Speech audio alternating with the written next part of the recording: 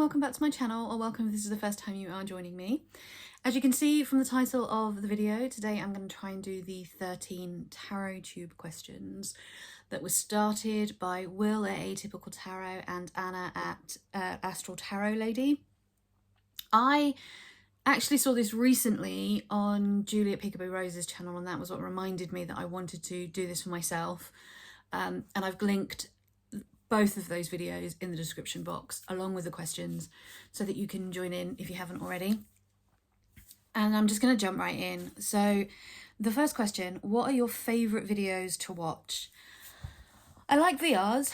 I do really enjoy watching responses to a lot of the VRs. I really like end of the month videos where we find out what people have been up to. I enjoy them. I really enjoy like stream of consciousness type videos.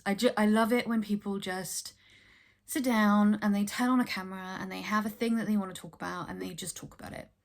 And they just see where the mood takes them as far as the topic is concerned. I really enjoy them. I like videos that aren't too showy and thought out and planned and edited. Those are the kind of videos I enjoy. What are your favourite videos to film? The same kind of videos that I like to watch. I like doing VRs. I like doing monthly wrap-ups, although I took all of those down off my channel, the ones I'd done before, and I really haven't done one for a very long time. But I might do one, I think. I might start again in 2023 with monthly wrap-ups and make a video shortly talking about like what I did in January, what books I read and what films I watched and what shows I caught up with and what tarot deck I used, that kind of thing. Because I like filming them, and I really love those whole kind of stream of consciousness type videos. I love just getting my camera out, sitting down and shooting the shit about a topic that's on my mind. And I used to do like a mini series of random rambles, as I call them, because it is just me rambling about a random topic, and I miss that. I miss making those videos, and I'm really tempted to start doing that again. Question 3. What are your least favourite videos to watch? I'm not a fan of unboxing videos or walkthroughs. I'm just not. I will watch a walkthrough, but only for a deck that I am seriously considering buying and I want to see all the cards before I get it. And then I will literally watch it with no sound at double speed and just the actual flip through of the cards. Occasionally, I might watch it and hear some of the commentary if I'm looking for somebody else's perspective. But for the most part, I just want to watch a flip through. So I'm not a big fan of those kind of videos. I know they do really well and I know people really love them. They're just not for me. Other than that, I like most things. I think those are definitely my least favourite. My only dislike, not dislike, but my... rambling. I'll move on.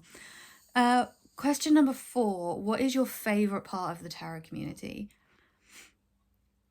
The people. Just the people. The actual community. I love that there is such a diverse level of opinions and ideas and thoughts, and I love that we all come from different backgrounds. You know, the opportunity to hear from people with such diverse ideas about life and diverse experiences, I think is fantastic. I love the relationships that I've built and the 3 Girls 1 Deck series that we do with Julie and Sarah. That's one of my favourite things about being in the tarot community. Is being able to do that, and also everybody who joins us in those lives. It feels like there is a real sense of trust and community in that space, and I love it. It is definitely my favourite thing. Question number 5. What is your least favourite part of the tarot community?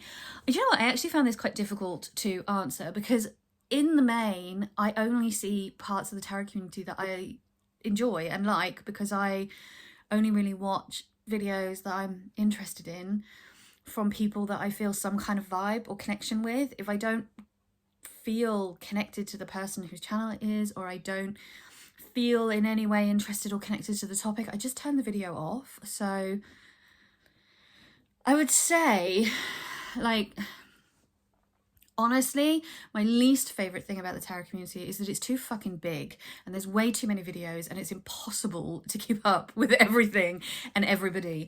And I just don't have the time to watch or comment on all of the videos that I want to. And it's wonderful that it's, you know, there's always new people joining and there's always new voices, and I love the diverse experiences and the diversity of opinion, but it's got to a point where I cannot even keep up with all the people that I want to keep up with. And it's a struggle to really be as involved in the community as I would like at this stage. So there's that. Question number 6. What motivated you to start your channel? I think I've probably answered some version of this question at least once or twice before in other videos. And it's possible that and the answer I give changes slightly every time because it's memory, right? I'm remembering what I felt 4 years ago. So that's kind of like a disclaimer, as if you watch a video and what I'm saying now is not exactly the same, that's why. But I do know that I live alone. I am in that kind of area where a lot of the people that I see and I connect with and I am able to share spirituality and tarot with in real life, offline, not real life, but just offline life, are all very similar. They're all, you know, people who have been born and raised in the same culture as I have, who have very similar backgrounds and experience and stuff. There is a diversity there, but it's not the same level of diversity as the internet allows us to have. And I wanted to broaden my horizons. I wanted to connect with people who had very different upbringings to me and had very different cultural backgrounds to me and very different ways of understanding the world and experiencing the world, and see how that reflected in the way that they thought about tarot and the way that they talked about tarot and the way that they used it. And I really just wanted to connect with new people. Question number 7. Who most inspires you on YouTube? Like, staying within TarotTube, everybody inspires me. Everybody who is brave enough to put themselves out there in a public space, regardless of how they do it, whether they show their faces, whether they film only top-down videos, whether they just engage with people in comments, whether and don't make any videos. I mean, not just as if that's, you know, but like they choose not to make their own videos, but they engage with people in comments. People, whether they are sharing something about themselves in a live chat, on a live video, just anybody who dares to put themselves out there and be real and open and vulnerable in front of potentially the whole world. I mean, the whole world isn't watching TarotTube, let's be real, but potentially hundreds of people, thousands of people. I find that really inspiring. I think people who can be open and honest and vulnerable in public spaces, especially nowadays when public spaces are like the modern day version of hell, I think that's inspiring and wonderful. And so every single person who does it, whether they do it once or they do it every week on a schedule, and just amaze me and inspire me. I think it's wonderful. Question number 8. Number one thing you would change about the YouTube tarot community? It's not something that I would change about the YouTube tarot community as such. I would love to, the number one thing that I would change about the YouTube tarot community is the way that I interact with it. I haven't had a lot of time or a lot of mental or emotional energy lately. And so I haven't really engaged with the tarot community in a way that I would like. And so I do feel very much on the fringe of it now. I just do. It's no one's fault but my own. It just is what it is. But I think I would love to be more, just to be able to be more engaged and more involved than I am right now. That so it's not anything that I would change about the community as it is. It's just the way that I interact and engage with that community is the number one thing that I would change. Question number 9. Number one piece of advice for other creators or new people starting out a channel. I guess I would say that I think it's important to remember that when you post on a public platform and you have an open way of people engaging with you, so by that I mean that you have your comments turned on and anybody can comment in them, you are going to get opinions from people about you, your videos, your opinions, your ideas, the way that you know, and people are asshats. People will leave opinions about the way that you sound and the way that you talk and the way that your filming is and the way that you phrase certain things. Like, people are going to leave you opinions, and you're kind of implicitly inviting those opinions by sharing yourself in a public space. Whether we like it or not, we are kind of opening ourselves up to those opinions and inviting them in. But that doesn't mean that we have to own them, and it doesn't mean that you have to own them. The only thing that matters at the end of the day is that when you put a video out there, that you're comfortable with how it looked, what you said, how you filmed it, how you talk, and just keep being you, just keep being you, just keep doing you, and you don't have to take on everybody else's opinion of who you should be and what that should look like. Just as you don't have to do that in the real world, the offline world, you don't have to do it in YouTube either. So, like, you have a lot more control over how you share yourself in this space and how you choose to share yourself in this space than it sometimes feels like you do, I guess. I don't know if that was good advice or not. Question 10. What do you like about YouTube as a whole? I mean, where the hell 20 years ago would you go to be able to learn how to do the kind of things that you can learn to do on YouTube now? Like, you can literally learn to do anything on YouTube. You just have to type in the right search bit in the search whatever in the bar. Oh my god, that made me sound really old. I don't even know how to say it. And you can literally find a video to do anything, absolutely anything. Don't know how to change the washer on your tap? YouTube it. Want to learn how to play the guitar? YouTube it. Want to learn a whole fucking language? YouTube it. Like, you can literally do everything. You can learn to do pretty much anything via YouTube. And it just is mind-blowing how easy it is to access all of that information now. I think it's amazing, and also, again, I'm aware that that makes me sound very old, so let's just move on.